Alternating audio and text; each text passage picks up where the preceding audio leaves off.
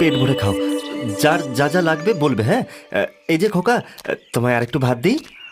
আমায় আমায় খেতে দাও, আর একটু ভাত দাও, আর ডাল, ওই ডাল আমাকে দাও, দাও বলছি।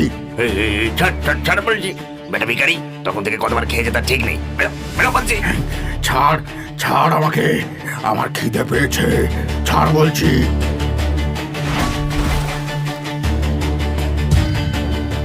আর একটা কথা বললে মেরে বের করবো। চল বলছি, চল। দুজন লাঠিয়াল বৃদ্ধ লোকটাকে প্রায় ঘাড় ধরে নিয়ে চলে গেল। বিনয় তখন যেন ভ্যাবাচাকা খেয়ে দাঁড়িয়ে রয়েছে। এই হলো ভাগ্য, বুঝলে ভায়া, নইলে এক জমিদারের এমন দুর্দশা হয়, সবই কর্মফল। ঠিক তখনই পেছনের সারিতে খেতে বসা একজনের কথা শুনে সে চমকে উঠল। কি? উনি কি বললেন? জমিদার? কে জমিদার? জিজ্ঞেস করতে হবে তো। এই যে শুনছেন, একটু শুনুন না। আগে আমাকে ডাকছেন বাবু? হ্যাঁ, আপনাকেই ডাকছি। এক্ষুনি যেই বৃদ্ধকে লাঠিয়ালরা বের করে দিল, আপনি তাকে চেনেন? কে সে? সে বল্লভপুরের জমিদার বাবু। এক সময় তার নামে বাঘে গরুতে এক ঘাটে জল খেত, আর আজ দেখুন। ওই ওই ব্যক্তিটি জমিদার? কি বলছেন কি আপনি? এটা কি করে সম্ভব? আর বল্লভপুর এমন কোনো জায়গার নাম তো আমি শুনিনি। আপনার শোনার কথাও নয় বাবু, সে বহুকাল আগের কথা, আপনারা তখন জন্মাননি। দেখুন, আমি না খুব কৌতূহলী বোধ করছি। একজন জমিদারের অবস্থা কিভাবে এমন হতে পারে, এটা আমি বুঝতেই পারছি না। দয়া করে আমাকে পুরো ঘটনাটা বলবেন? সে এক করুণ কাহিনী বাবু, ভালোবাসা আর বিশ্বাসঘাতকতার কাহিনী। আজ থেকে প্রায় 40 বছর আগের কথা। বল্লভপুর ছিল অত্যন্ত সম্পন্ন রাজ্য। জমিদার নারায়ণ চৌধুরীর শাসনে প্রজারা বেশ সুখেই বাস করছিল, যদিও এর পিছনে সবচেয়ে বেশি কৃতিত্ব ছিল জমিদার গিন্নি দেবতীর। তিনি ছিলেন রূপে লক্ষ্মী, গুণে সাক্ষাৎ সরস্বতী। সংসার সামলানোর পাশাপাশি জমিদারির খুঁটিনাটি তার নখদর্পণে ছিল। প্রজারা তাকে যেমন মায়ের মতন শ্রদ্ধা করত, আর সেই কারণে জমিদার তার স্ত্রীকেও হিংসে করতেন বেশ। ভোলা ঠাকুর, এখনো তোমার রান্না হয়নি? বাড়ি যাবে কখন? করছি গিন্নিমা, এই তো আর কিছুক্ষণের মধ্যে হয়ে যাবে। যাও, তুমি এক্ষুনি বাড়ি যাও ঠাকুর। তোমার ছেলের শরীর খারাপ বললে, আর তুমি এখনো এখানে রান্না করছো? কিন্তু গিন্নিমা, এই রান্না শেষ না করে কি করে যাব বলুন তো? বাকি রান্না আমি করে নেব ঠাকুর, তুমি যাও দেখিনি। না না না, তা কি করে হয়? এই আমি থাকতে আপনি কেন রান্না করবেন? এই জমিদার বাবু জানলে সর্বনাশ হবে। আমি তোমাকে বলছি তো, তুমি যাও দেখি। আর হ্যাঁ, যাবার আগে গোমস্তার কাছ থেকে কিছু টাকা নিয়ে যেও, আমি বলে রেখেছি, কেমন? গিন্নিমা, গিন্নিমা, আপনি সাধারণ মানুষ নন, আপনি সাক্ষাৎ দেবী। অনেক ভাগ্য করে আমরা আপনার মতো জমিদার গিন্নি পেয়েছি।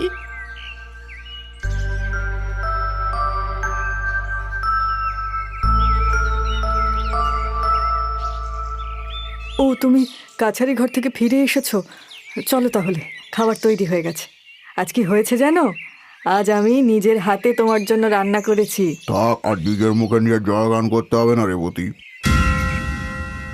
এমনিতে এতক্ষণ ধরে তোমার গুণকীর্তন শুনে যাচ্ছি।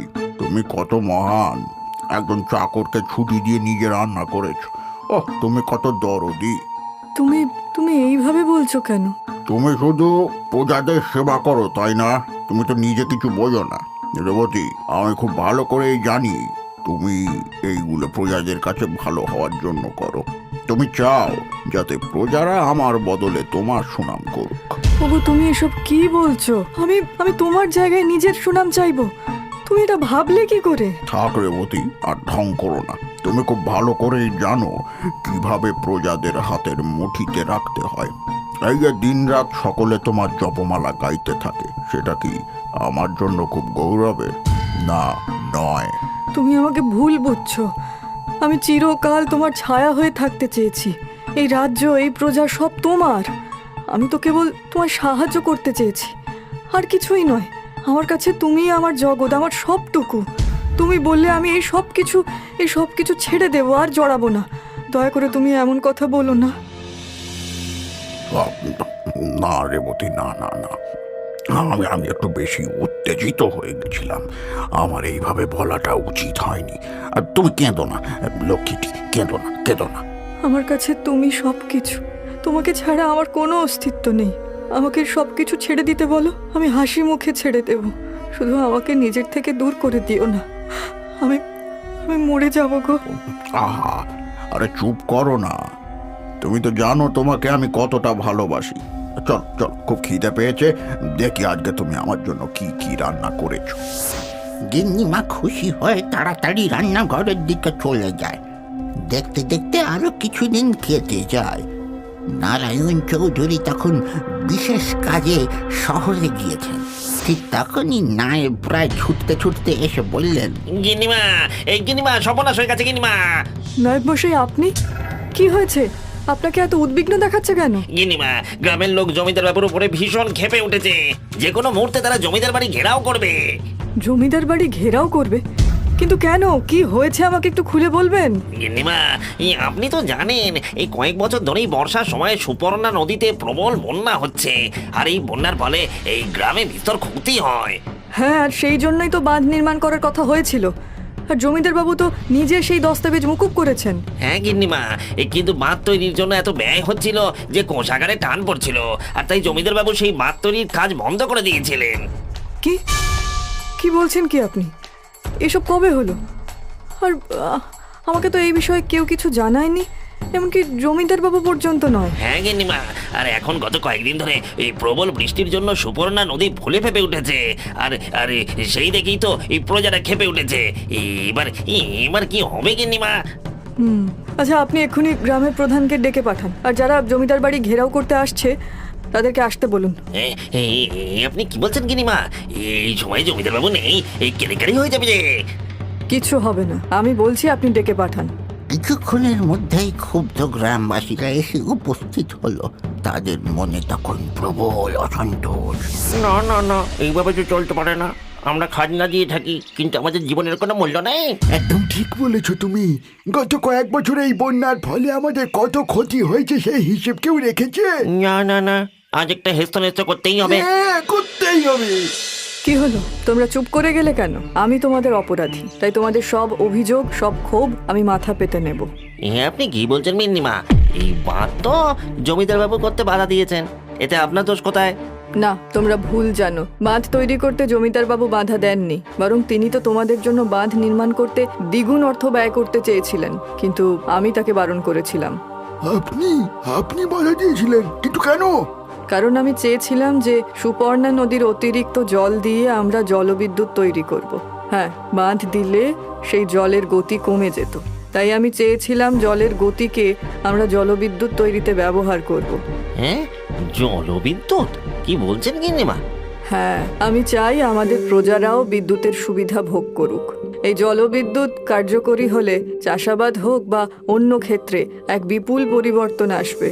তার সাথে আমাদের জীবন অনেক সহজ হয়ে যাবে। এই কারণেই আমি জমিদার বাবুকে বাঁধ তৈরিতে বারণ করেছিলাম। আমি তোমাদের আসল অপরাধী।